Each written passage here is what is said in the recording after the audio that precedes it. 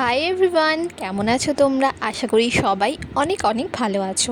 অনেক দিন পর আবার চলে এলাম একটা সেলফ মেকআপের ভিডিও নিয়ে। তো ভিডিওটা তোমরা শেষ অবধি দেখতে থাকো আর জানিও কিন্তু লুকটা কেমন হয়েছে। তো আর বেশি দেরি না করে লুকটা আমি স্টার্ট করছি। প্রথমে আমি হেয়ারটাকে কোম করে নিয়েছি, কারণ হেয়ারটা বড্ড বেশি ডিস্টার্ব করছিল। কোম করা থাকলে আমার পরে হেয়ার স্টাইল করতে অনেকটাই সুবিধা হবে। তারপর আমি দেখো ফেসটাকে ক্লিন করে টোনার ইউজ করে নিয়েছি। এখানে লাভ আর্থের টোনার ইউজ করেছি, তোমরা যে কোনো টোনার ইউজ করতে পারো। তো তারপর দেখো আমি ময়শ্চারাইজার ইউজ করে নিচ্ছি। এটা ছিল পন্ডসের জেল বেস ময়শ্চারাইজার। আমি এই ময়শ্চারাইজারটাই সারা বছর ইউজ করতে খুব ভালোবাসি, বাট উইন্টারে একটু প্রবলেম হয় কারণ অনেকটাই ড্রাই হয়ে যায় ফেস। বাদবাকি সময় এইটাই আমি ইউজ করি। তারপর আমি আইব্রোটাকে দেখো ভালো করে ড্র করে নিলাম, আর তারপর সেটাকে কনসিলার দিয়ে ক্লিন করে নিচ্ছি এজেসগুলোকে। দেন ভালো করে আমি ব্লেন্ড করে নিচ্ছি যেই জায়গাগুলোকে ক্লিন করেছিলাম। আর তারপর যেহেতু ময়শ্চারাইজার দেওয়াই ছিল আগে থেকে, তারপর আমি দিয়ে নিয়েছি প্রাইমার।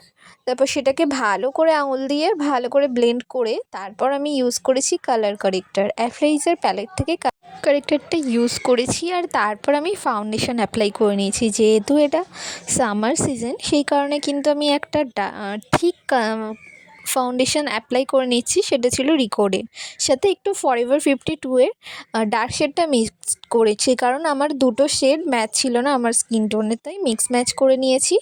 আর তারপর কনসিলার করে নিয়েছি ওই সেম অ্যাপ্লাইজার প্যালেট থেকে। আর দেন দেখো আমি ক্রিম ব্লাশ করে নিচ্ছি। এখানে লিপস্টিক থেকেই আমি ক্রিম ব্লাশটা করে নিয়েছি।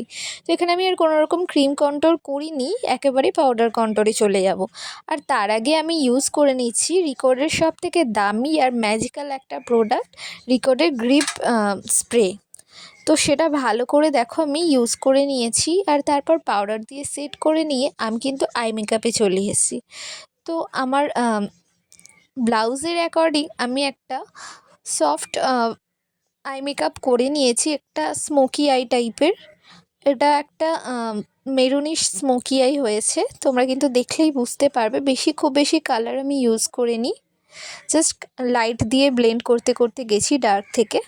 আর তারপর দেখো আমি কিন্তু হাইলাইট করে নিচ্ছি চোখের ব্রাউ বোনটা হাইলাইট করে নিয়েছি, ইনার কর্নার হাইলাইট করে নিয়েছি, আর তারপর আমি কাজল পরে নিয়েছি। তো ভীষণ ডিস্টার্ব করছিল চোখের জলটা, তাই টিপ দিয়ে ওটাকে ভালো করে আমি ক্লিন করে নিয়েছি। আর এখানে আমি লাইনারটা পরে নিয়েছি। তো আমি কিন্তু এখন রিকোডের লাইনার ইউজ করি, যেটা খুবই ভালো, শার্প একটা ব্রাশ থাকে লাইনারের। তারপর দেখো এখানে আমি মাস্কারা পরে নিচ্ছি মেবলিনের। তারপর আমি কম্প্যাক্ট দিতে ভুলেই গিয়েছিলাম, শেষে আমি কম্প্যাক্টটাও ভালো করে দিয়ে নিচ্ছি। ফরএভার 52 এর কম্প্যাক্ট এখানে আমি ইউজ করেছি। তো কম্প্যাক্ট দেওয়ার পর আমি কিন্তু কন্ট্রোল করে নিচ্ছি ভালো করে, আর দেন আমি কিন্তু ব্লাশটাও ইউজ করে নেব। তো নোজ কন্ট্রোলটা সবথেকে আমার ফেভারিট পার্ট। তো এরপর দেখো ফিক্সার দিয়ে আমি পুরোটাকে সেট করে নিচ্ছি। যদি ভিডিওতে কিছু আমি স্কিপ করে যাই, আমি হয়তো বলতে স্কিপ করেছি, বাট ভিডিও দেখলে তোমরা কিন্তু বুঝে যাবে। দেন আমি হাইলাইটার দিয়ে নিচ্ছি পুরো ফেসে যেখানে যেখানে প্রয়োজন আছে হাইলাইটারের। আর দেন আমি লিপস্টিক পরে নিয়েছি। লিপস্টিক পরাতে আমার কিন্তু প্রচুর সমস্যা হয়, তার কারণ হচ্ছে আমি সিলেক্টই করতে পারি না কোন কালারটা শেষ অবধি রাখবো। দেখো প্রথমে একটা কালার আমি দিয়েছিলাম, আমার খালি মনে হচ্ছিল এই কালারটা ভীষণই লাইট লাগছে। তারপর আমি আবার চেঞ্জ করে একটা ডার্ক শেড ইউজ করে নিয়েছি, সেটাকে আবার ক্রিম দিয়ে আমি ভালো করে ব্লেন্ড করে নিয়েছি। একটা ওমব্রে এফেক্ট এসছে, আমার মনে হচ্ছে এই লুকটাও কিন্তু বেশ ভালো লাগছে এই লিপস্টিকের শেডটা। তারপর আইব্রো করতে করতে মেকআপ করতে করতে যেই আইব্রো কিছু জায়গায় ফাঁক থেকে গেছিলো, সেটা কিন্তু আমি পাউডার দিয়ে ভালো করে ওটা সেট করে নিচ্ছি। আর তারপর আমি আইল্যাশটা পরে নিলাম। আর এই যে আমার ফুল লুক। তোমরা কিন্তু জানাও লুকটা কেমন হয়েছে, আর ভালো লাগলে অবশ্যই লাইক কমেন্ট শেয়ার আর সাবস্ক্রাইব করতে একদমই ভুলো না।